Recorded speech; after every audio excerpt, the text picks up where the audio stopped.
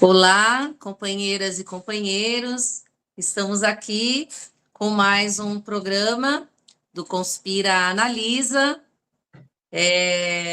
Hoje, esse nosso bate-papo, essa nossa conversa, nós estaremos com a participação do companheiro Vanderlei Elias Neri, e todo mundo já conhece um pouquinho o Vanderlei aqui no nosso programa e as suas contribuições. O Vanderlei é militante da conspiração socialista, é historiador, cientista político, professor aposentado. E hoje, nesse nosso bate-papo, além de agradecer a presença do Vanderlei, nós vamos estar conversando. Não tem jeito, que nessas últimas semanas tem acontecido muita coisa no nosso país, né? E aí mundo afora. Mas nós vamos estar conversando hoje sobre essa trama golpista que se assolou aí no país, que teve a forma como a extrema-direita, até mesmo antes da eleição, estava planejando e se articulando para o golpe logo após as eleições do governo Lula, né? Então, a gente está ouvindo aqui o Vanderlei. Vanderlei, olá, obrigado aí pela participação de hoje. Dá um salve aí para o pessoal. Oi, Eliane, olá a todos e todas. Hoje, mais uma vez, o Conspira Analisa põe a sua contribuição para discutir talvez o tema mais candente que aconteceu nos últimos anos no Brasil. Então, vamos lá. Vanderlei, nós vamos começar pela pergunta que todos nós estamos nos fazendo, que é: por que os organizadores dessa trama não estão presos? Então, Eliane, essa é a pergunta de R$ 1 milhão, né? Que todo mundo gostaria de responder, mas eu quero me atrever aqui a uma possível resposta, né? Sem querer definir a totalidade disso, mas é só a gente pensar um pouco sobre tudo que foi colocado, depois a gente vai retomar, né, algumas questões, aqui é um breve início. Tem documentos, tem vídeo, tem pancadaria, né, tem tudo registrado. Se a gente pensar como a polícia e a justiça agem com a classe trabalhadora, se fosse um de nós, já estaria atrás da grade há muito tempo, né? Então, a gente, a partir dessa perspectiva, dá para pensar um pouco, porque quem organizou, né, principalmente os cabeças, que a Polícia Federal já demonstrou, né, não estão presos. Mas, para isso, nós temos que voltar um pouco na história do Brasil, né? Nós temos que voltar a 64, não dá para esquecer, né?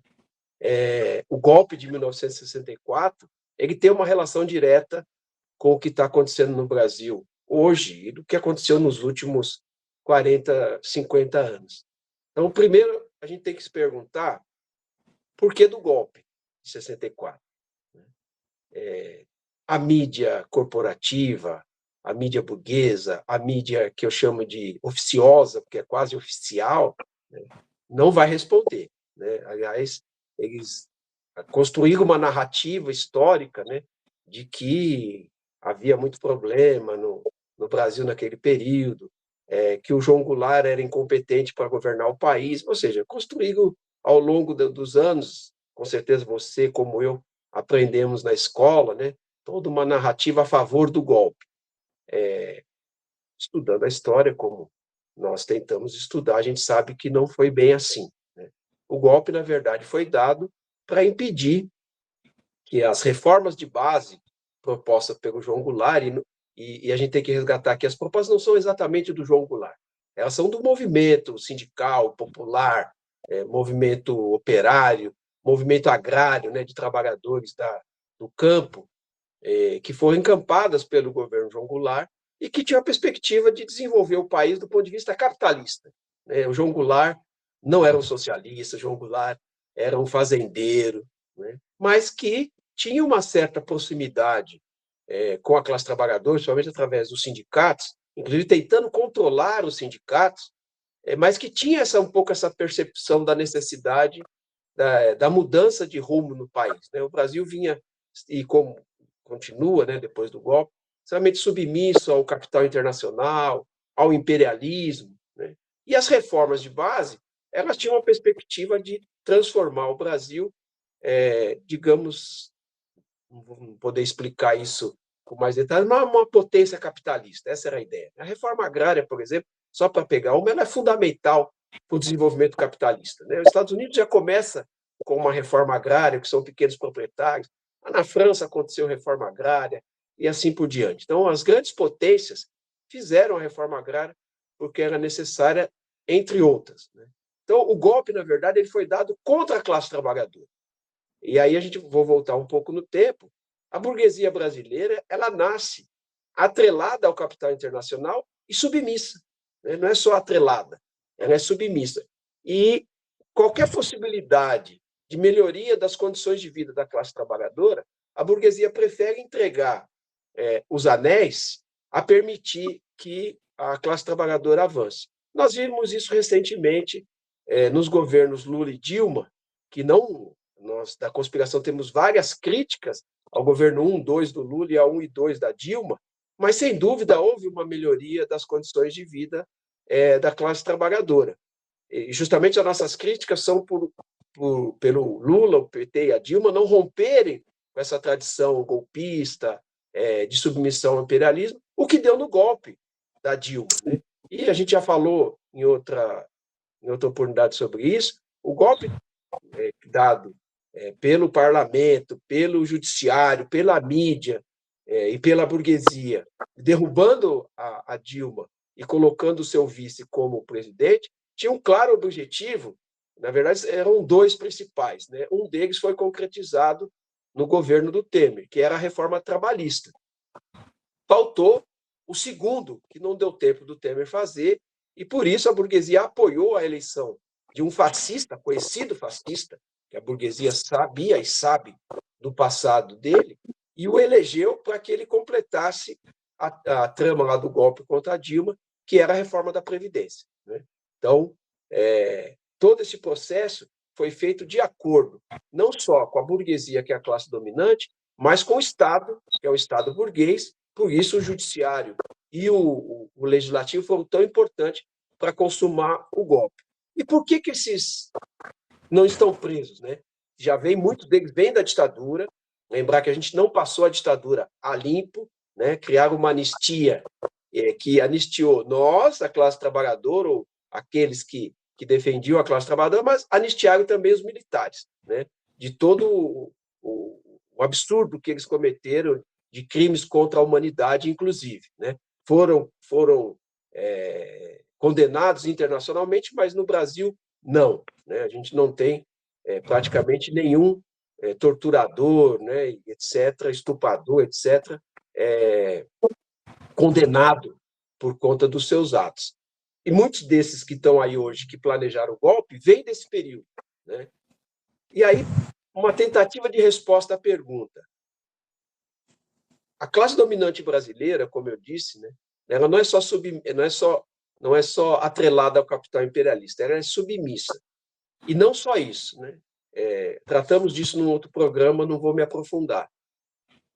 Há uma crise capitalista mundial, e, portanto, ela se expressa no Brasil também, e que a burguesia, não só brasileira, mas como mundial, mas vamos ficar no Brasil, ela tem esses fascistas, esses caras da ultradireita, os militares, principalmente, na reserva.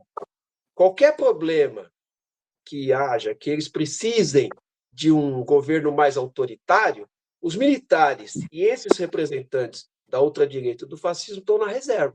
É por isso que Braga Neto, Heleno, e agora eu vou falar o nome que eu não gosto, mas Bolsonaro não estão presos, porque eles estão mirando 2026. Eles ainda não têm claro o que será 2026, por mais que o PT faça as concessões que nós sabemos que vem fazendo. Inclusive, acho que depois nós vamos ter que tratar desse tema no próximo Conspira Analisa, que é o pacote fiscal que vem aí, que vai ser uma paulada sobre a classe trabalhadora, que são as concessões que o governo Lula faz e que nós vamos provavelmente estar nas ruas contra esse movimento. Então, eles não estão presos porque eles estão como eu gosto de dizer, na reserva, como se fosse num jogo de futebol, né? Eles estão na reserva, esperando o que virá em 2026. E aí nós vamos ter que pensar saídas, e mais para frente, nesse programa, a gente vai falar disso, se nós podemos, de alguma forma, mudar esse quadro. Né? Porque se depender do judiciário, do legislativo e da classe dominante que comanda tanto o judiciário como o legislativo, dificilmente esses caras serão presos. Um ou outro pode até ir, mas a gente tem que pensar o seguinte, né? Não são só esses três que eu citei. As Forças Armadas estão diretamente envolvidas na trama golpista. Pode ter salvado um aqui, outro ali, mas as Forças Armadas estão diretamente envolvidas nessa trama golpista. O Vanderlei, você deu essa introdução aí, foi importante, e eu acabei lembrando, e a gente tinha conversado também já um pouco, o Sakamoto soltou aí nessa semana, né, são 20 pontos, né, sobre o plano do Bolsonaro, né, com relação ao golpe, e que ele vai demonstrando alguns aspectos, ele afirma, né, de que não é uma narrativa. Então, eu queria que você comentasse um pouco sobre esse assunto. Então, esses 20 pontos que o Sakamoto colocou são muito importantes. Eu não vou comentar todos eles aqui, porque está disponível na internet, que é só colocar lá Sakamoto UOL, né, que vai achar. Isso. Mas, assim, ele fez uma construção mostrando que é um processo. Né? E eu vou pegar só alguns. Vamos pegar o 12 de dezembro. Os caras atacaram a Polícia Federal. Vamos pegar, logo depois, tem um caminhão com uma bomba próximo ao aeroporto. E depois tem o 8 de janeiro. Se fôssemos nós, sindicalistas, militantes do movimento social, que fizesse qualquer ato desse, ou que não precisava nem ser ato agressivo como esse, vamos dizer que nós organizássemos, através das centrais sindicais e dos sindicatos, um ato em frente à Polícia Federal exigindo a prisão desses três. Nós seríamos condenados como terroristas. E não foi só o 12, nós somos do 12, a bomba no aeroporto, depois o 8. Aí muita gente vai falar, mas no 8 de janeiro foi muita gente presa. Como diria meu pai, foram presos os Barnabés, né? Aqueles lá de baixo. Né? Quem financiou? A Polícia Federal sabe. Porque, assim, eles mesmos produziram provas contra eles. Quem organizou? A Polícia Federal sabe, tem a minuta do golpe. Tem um incitamento.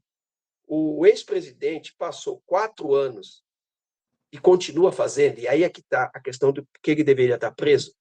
Ele passou 4 anos incentivando a ultradireita, o sentimento, né, para a população mais simples, esse sentimento da ultradireita, contra o sistema, sendo um cara do sistema.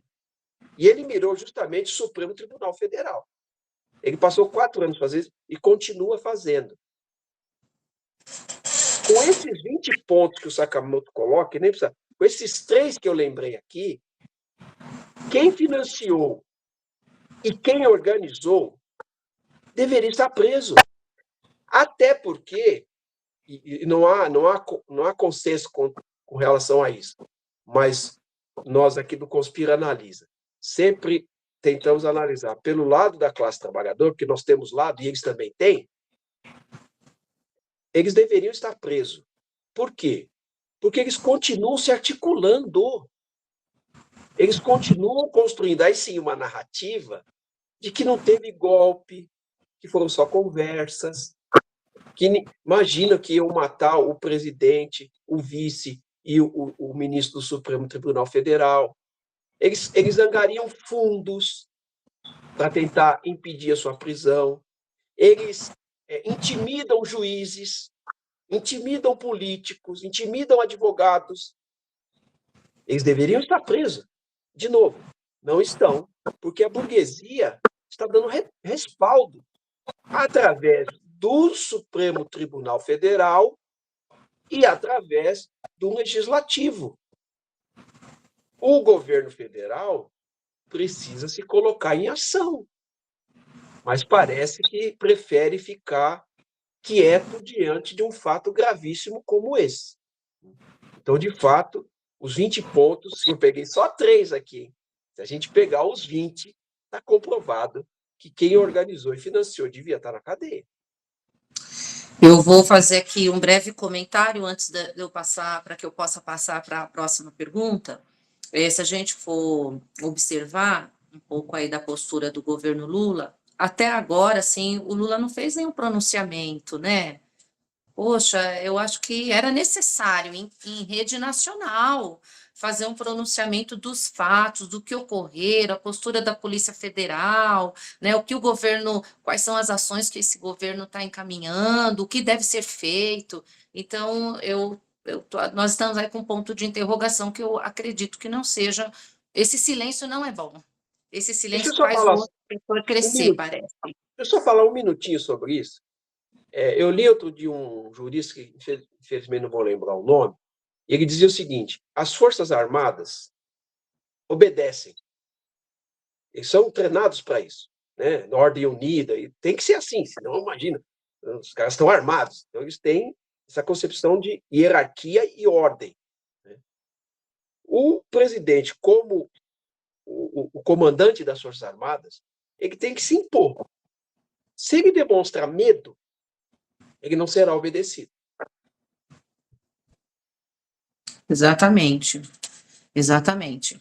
Vamos continuar aqui, Vanderlei. Você fez um comentário aí sobre esses pontos aí do Sakamoto, pegou 3 deles, né, que são bastante importantes, e você fez um comentário sobre o papel do STF. Nós temos até nos setores da esquerda companheiros nossos, né, que estão aí nas ruas ombro a ombro conosco, que fazem comentários, defesas em favor do STF, né? E a gente também não pode negar aqui, vamos ser bastante honestos, né, de que o STF tem tido, na figura do Alexandre de Moraes, algumas iniciativas no que diz respeito aos fascistas, né? Porém, ele representa um setor, né? E que a gente entende que não é o da nossa classe, da classe trabalhadora, né? Então eu queria que você falasse um pouco sobre essa questão do STF. Está a favor da nossa classe? Então, primeiro a gente tem que lembrar, né? O STF faz parte de um Estado, que é o Estado burguês. Ele é burguês porque a classe dominante tem o controle sobre ele. Não é um controle absoluto, não vou poder desenvolver isso aqui, porque é um tema que demandaria horas, horas ou talvez anos, mas a classe dominante tem um controle sobre o Estado e, portanto, sobre o Supremo Tribunal Federal também.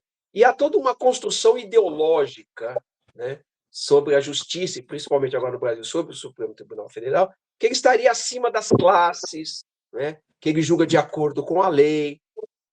Mesmo o trabalhador comum, que não tem tanta formação teórica, que não tem tanto estudo, mas se ele parar para pensar, ele consegue perceber que o Supremo Tribunal Federal não é exatamente assim. Mantém uma mãe que roubou uma lata de leite ninho para dar de comer para o filho, presa, e solta o Valdemar da Costa Neto, para dar um exemplo, né? Que inclusive está indiciado de novo, né? Ele já foi condenado e agora está indiciado de novo. Mas o Supremo Tribunal Federal concedeu a liberdade a ele, mesmo com o tornozelo eletrônico, mas concedeu. E a mãe que roubou a lata de leite está presa. Agora, é claro, há toda uma construção ideológica através dos meios ideológicos, somente da mídia oficiosa, né, Rede Globo, Estadão, Folha de São Paulo, com essa visão de que a lei é igual para todos, o Supremo Tribunal Federal está acima das classes. Não está. Né? Não está, e nesse processo da trama golpista, né, que pega todo o processo, isso fica muito claro. Vamos resgatar algumas questões aqui. Teve uma frase, com o Supremo e tudo, quando derrubaram a Dilma. Com o Supremo e tudo. Ou seja, o Supremo concordou com o golpe que era ilegal. O Supremo concordou com a prisão do Lula. que é ilegal e que eles reconheceram depois que era ilegal. O Supremo inviabilizou a candidatura do Lula. Para quê? Para permitir que o Bolsonaro fosse eleito em 2018.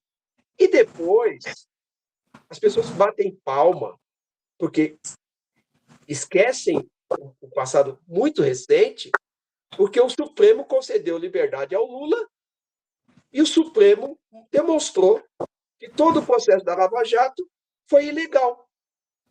E o Lula saiu sem nenhuma condenação. Opa, mas peraí. O Supremo avalizou o golpe contra a Dilma, que depois disse que é ilegal. O Supremo avalizou a prisão e a não candidatura do Lula, e depois disse que é ilegal. O que mudou? Por que é que o Supremo não disse que o golpe contra a Dilma era ilegal e manteve a Dilma no governo? Porque o Supremo faz parte de um Estado burguês, comandado pela burguesia, e naquele momento a burguesia brasileira e imperialista exigiam a derrubada da Dilma para fazer as reformas que a Dilma até faria, mas não exatamente como a burguesia brasileira imperialista queria. E isso vale também para a prisão e inviabilização da candidatura do Lula em 2018. Porque senão o Lula tinha que continuar preso e o Lula não poderia ser candidato em 2022. Ou seja, eu até entendo as pessoas ficarem fazendo memes do Alexandre de Moraes, né? O Xandão, o herói. A esquerda eu não entendo. Ou é uma esquerda que não estuda e não entende o que é a sociedade capitalista e transforma alguém que é parte do sistema contra a classe trabalhadora num herói. Não há heróis aqui. Primeiro que eu não considero que a história tem heróis. Né? A história tem aqueles que têm lado. Nós temos os nossos. Neste caso, tem que estudar como funciona a sociedade capitalista e como funciona, qual é o papel do Estado capitalista. O papel do Estado capitalista é garantir que o capitalismo continue vivo. Se precisar ser ilegal, como foi nos casos que eu citei, será ilegal. É isso. Então, e agora eu quero lembrar, desculpa, esse tema às vezes me deixa até um pouco passado, vamos lembrar duas coisas que foram diretamente contra a classe trabalhadora. Porque alguém pode dizer assim, mas isso aí não foi contra a classe trabalhadora. Não foi? A reforma trabalhista e da Previdência não foram contra? Mas tá bom. Tem duas questões que são diretamente contra a classe trabalhadora. A primeira, até o Supremo Tribunal Federal julgar isso e acabar, quando você se aposentava e continuava trabalhando, você podia, quando você parasse de vez, pedir o que a gente popularmente chama de reaposentadoria.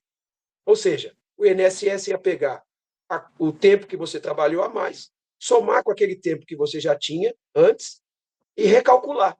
E, portanto, você teria um aumento na sua aposentadoria. Eu, inclusive, me aposentei assim. E falei, continuei trabalhando, falei, lá na frente eu peço. O Supremo Tribunal Federal julgou que isso é ilegal, a gente não pode mais.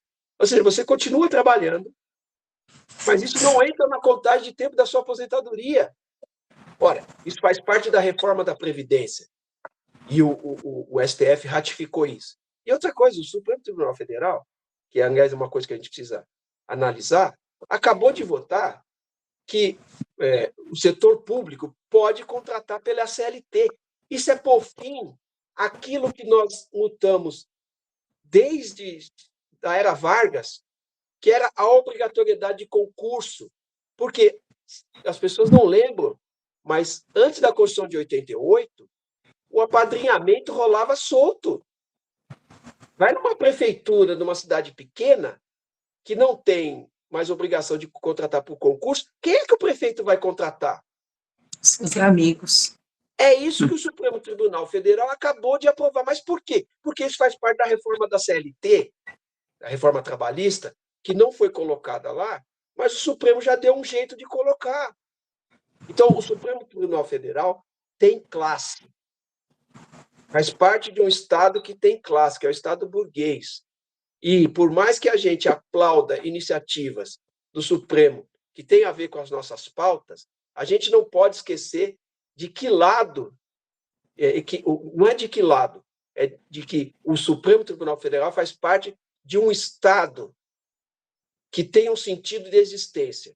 E esse Estado existe para manter a existência do capitalismo. Ou seja, vou avançar aqui. Para que haja uma mudança de sociedade, esse Estado tem que ser destruído. Né? Mas isso é ponto para uma outra conversa que é muito longa. Você levantou aí 3 questões que já estão anotadas aqui para os próximos programas, tá bom? Vamos para o final, então? Vamos pensar aqui, enquanto conspira, o que nós que fazemos parte da conspiração socialista, temos como perspectiva. A gente, às vezes, pode estar um pouco tímido, temos as nossas dificuldades, estamos com dificuldades de organização, de tomar as ruas, a gente conversou isso um pouco no nosso outro programa, né? O que nos resta aí? Frente a esse último fato, que é o tema de hoje, né? Dessa trama golpistas, se serão presos, o que cabe a nós? Qual é a nossa pauta nesse momento sobre esse tema? Nós, em 2022, boa parte da classe trabalhadora, que tinha se afastado do PT por conta da mudança de rumo do PT, criamos, inclusive, outros partidos. Em 2018, mas mais especificamente em 2022, nos juntamos, praticamente toda a esquerda, com algumas exceções, e apoiamos a eleição do Lula, mesmo sabendo que era uma frente ampla, que inclui, inclusive, gente da direita, não da extrema-direita, talvez até da extrema, mas vão ficar na direita. Por que nós fizemos isso? Nós fizemos isso para impedir que um fascista tivesse um segundo mandato, e eu já comentei isso em outro programa, transformasse um governo fascista numa sociedade fascista. É diferente. Nós tínhamos um presidente fascista, mas que, apesar de tudo, tinha que governar com a Constituição de 88, muitas vezes acima dela, etc., mas estava ali com limites. Um segundo mandato acabaria com esses limites, porque no fascismo, os fascistas organizam a própria classe trabalhadora, põe a classe trabalhadora em movimento para apoiar as suas medidas. Né? Eu não vou retomar isso, mas só para lembrar Hitler, Mussolini e Franco, Alemanha, Itália e Espanha. E nós nos juntamos para impedir isso. Ora, se nós nos juntamos para impedir que os fascistas tivessem um segundo mandato, nós temos que nos juntar de novo para impedir que esse golpe aconteça, se não agora, num futuro próximo. A única saída para a classe trabalhadora e para a esquerda é pôr a classe trabalhadora em movimento. Pôr em movimento significa pôr nas ruas. Nós precisamos organizar trabalhadores e trabalhadoras para exigir que o Supremo Tribunal Federal cumpra o seu papel constitucional, que é julgar, condenar e prender todos que participaram da trama golpista, independentemente da sua posição de classe, da sua posição no Estado, não importa. Porque se não tiver movimento, não tiver pressão popular, um ou outro até eu acho que vai preso. Mas a trama golpista vai continuar. Né? Já falei disso também no outro programa.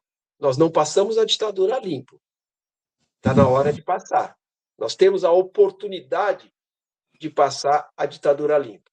Os militares têm que se submeter aos civis.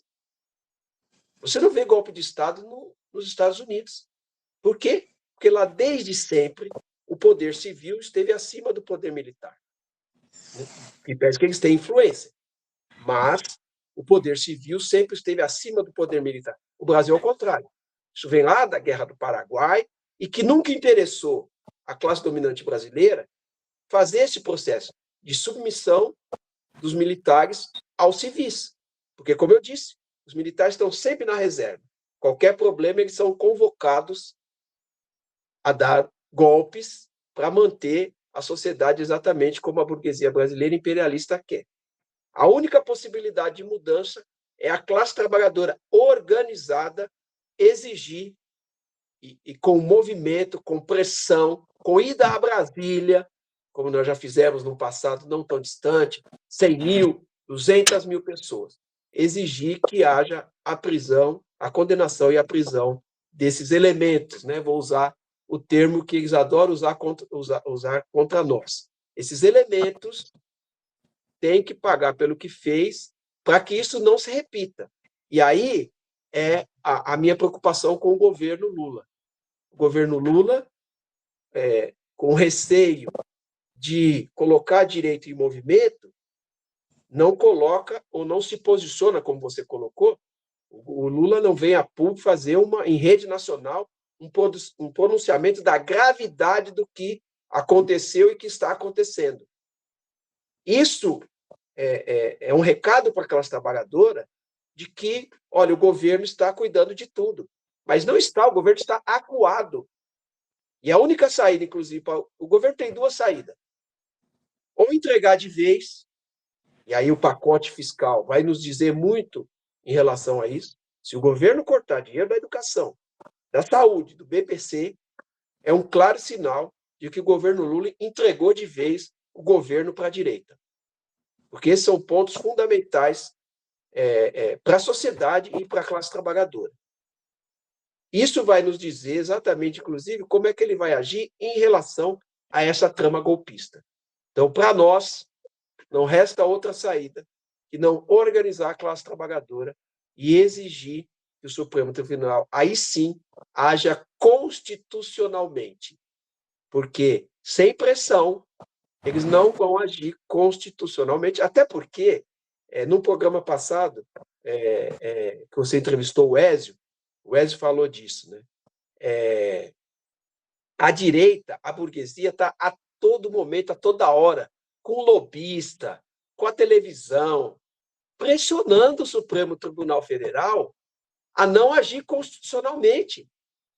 Ora, da onde tem que vir a pressão para que ele haja constitucionalmente? Da classe trabalhadora.